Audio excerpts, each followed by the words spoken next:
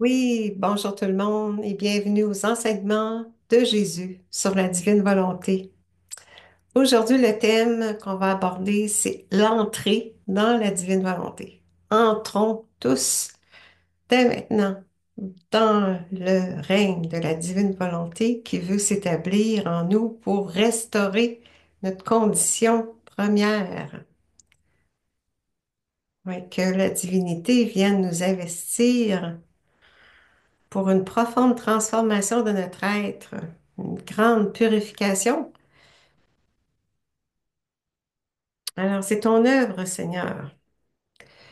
Oui, nous, on a à entrer, t'autoriser à ce qu'on soit investi. Alors, Seigneur, ton cœur en notre cœur, ton esprit en notre esprit, que ce soit tes actes en nos actes. Amen.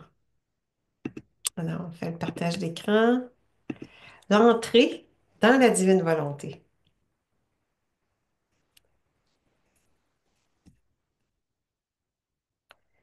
C'est en référence au tome 17 du Livre du ciel, date du 22 février 1925. Dieu a établi différentes voies de communication entre lui et l'homme afin de faciliter son entrée dans la divine volonté et ainsi l'entrée dans sa patrie céleste, tout en étant en vie sur la terre. Je pensais à la sainte divine volonté et je priais mon aimable Jésus pour que, dans sa bonté, il me donne la grâce d'accomplir sa très sainte volonté en toutes choses. Je lui dis, toi qui m'aimes et qui veux que ta volonté se fasse, que celle-ci m'assiste et m'inspire à chaque instant afin que rien d'autre que ta volonté ne trouve vie en moi. Pendant que je faisais cette prière, mon doux Jésus bougea en moi et, me serrant fermement sur lui, il me dit, ma fille, comme les prières de ceux qui cherchent toujours ma volonté touchent mon cœur. J'entends en eux l'écho des prières que je faisais quand j'étais sur la terre. Toutes mes prières revenaient à une seule, que la volonté de mon Père se réalise, autant en moi que dans toutes les créatures. C'était le plus grand honneur pour moi et pour mon céleste Père que je fasse sa très sainte volonté en toutes choses.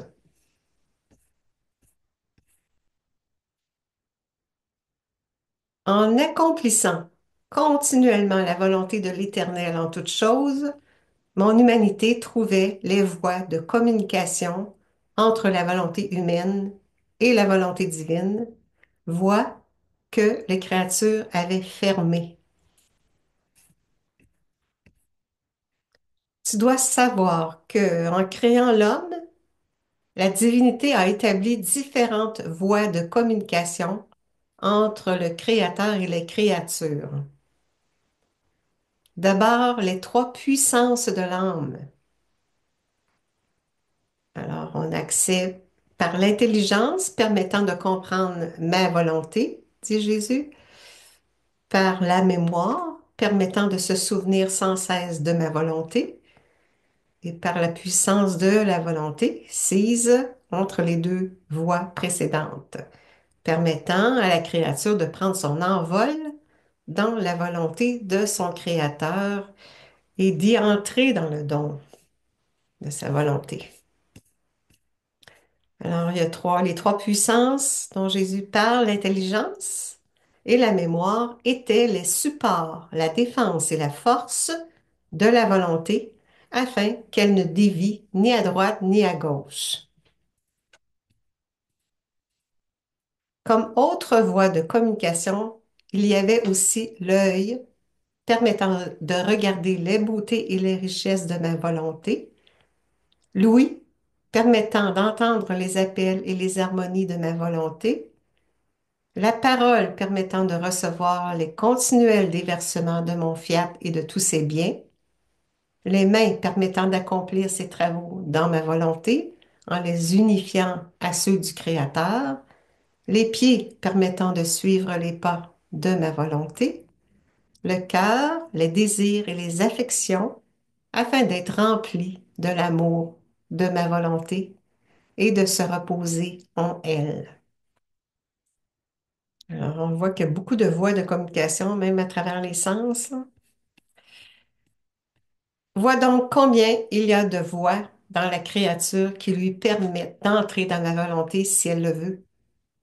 Oui, nous le voulons, Seigneur. Toutes les voies entre Dieu et l'homme étaient ouvertes et en vertu de notre volonté, nos bienfaits lui étaient acquis.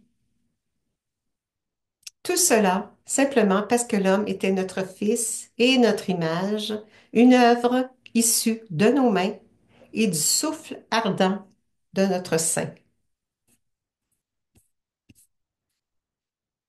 Mais, ingrate, la volonté humaine ne voulut pas jouir des droits que nous lui avions accordés sur nos biens, ne voulant pas faire notre volonté. L'homme choisit de faire la sienne. Et ce faisant, il a érigé des barrières et des clôtures, bloquant toutes ces voies que nous avions tracées pour lui. S'étant coupé de notre volonté, l'homme s'est enfermé à l'intérieur du cercle misérable de sa volonté, dans l'exil de ses passions et de ses faiblesses, sous un ciel ténébreux, plein de tempêtes et de tonnerres, pauvre enfant, submergé de tant de maux voulus par lui. Chaque acte réalisé par la volonté humaine est une barrière dressée devant la mienne, une clôture empêchant l'union de nos volontés. Ainsi, la circulation des biens entre le ciel et la terre est interrompue. Pleine de compassion et d'amour sans limite pour l'homme, mon humanité, dit Jésus, n'a cessé d'accomplir en tout la volonté de mon Père, gardant ainsi ouvertes les voies de communication entre lui et nous.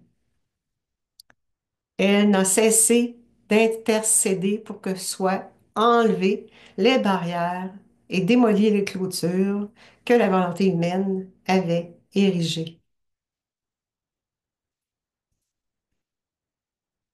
Ainsi ont été rétablies les voies de communication pour quiconque veut venir dans ma volonté, de même que les droits que nous avions donnés à l'homme quand nous l'avons créé.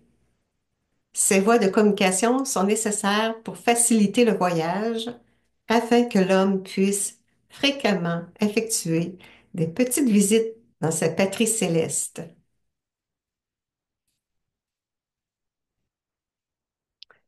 Et voyant comme cette patrie est belle et combien sont heureux ceux qui y vivent, il en vient à l'aimer beaucoup et à aspirer ardemment à en prendre possession. Cela l'amène aussi à vivre détaché de l'exil terrestre. Ces voies étaient nécessaires pour amener l'homme à s'élever fréquemment vers sa véritable patrie afin de la connaître et de l'aimer, oui, et de la désirer. Un signe que l'âme est dans ses voies et qu'elle aime sa céleste patrie, c'est que, se plaçant sur le chemin de notre volonté, elle fait ses petites visites. C'est aussi un signe pour toi. Ne te souviens-tu pas des nombreuses fois où tu as pris le chemin du ciel et pénétré dans les régions célestes, puis, une fois complété ta brève visite, tu es revenu vers ton exil comme t'y invitait ma volonté? Ou combien l'exil te semblait laid et insupportable à cause de ton amour pour la patrie céleste? Cet amour de la patrie céleste et l'amertume de vivre en exil étaient des bons signes que la patrie céleste est à toi. Alors, c'est ça. Oui, l'amertume de vivre en dehors de la divine volonté quand on a le don de la divine volonté puis on le perd, oui, on comprend que ça devient tellement plus, une vie beaucoup plus heureuse, être investi de la divine volonté. C'est heureux, là. On goûte en quelque sorte aux joies du ciel. C'est comme avec les choses de ce bas monde. Si quelqu'un possède une grande propriété, il se fait un chemin pour la visiter fréquemment, en jouir et prendre les biens qui s'y trouvent. À cause de ces visites, il l'aime et la porte dans son cœur. Par contre, s'il ne s'est pas fait un chemin, il ne visite jamais cette propriété parce que sans chemin d'accès, elle est presque inaccessible. Il n'en parle jamais. Cela est un signe qu'il ne l'aime pas et qu'il méprise ses propres biens. Et même s'il pourrait être riche à cause de sa mauvaise volonté, il est un pauvre qui vit dans la misère la plus profonde. Oui, la volonté humaine est misérable, est pécheresse, puis est très limitée. Puis ça fait pas d'actes divins, ça fait que des actes humains qui n'ont pas de valeur, de mérite divin. Voilà pourquoi, en créant l'homme, ma sagesse a voulu former des voies entre lui et moi, afin de lui faciliter l'accès à la sainteté, la communication de nos biens et son entrée dans la patrie céleste. Tout en continuant à vivre sur la terre, goûter aux joies du ciel. Alors oui, n'hésitons pas à entrer dans la divine volonté. Il y a comme un mouvement, sous une mouvance divine, d'être, d'invoquer la divine volonté à venir nous habiter, puis en faisant l'accueil du don en nous. Le redemander le don. Jésus dit, insiste, redemande le don, puis même demande-le-moi, je veux l'entendre. Oui, de le supplier, supplier pour en être investi.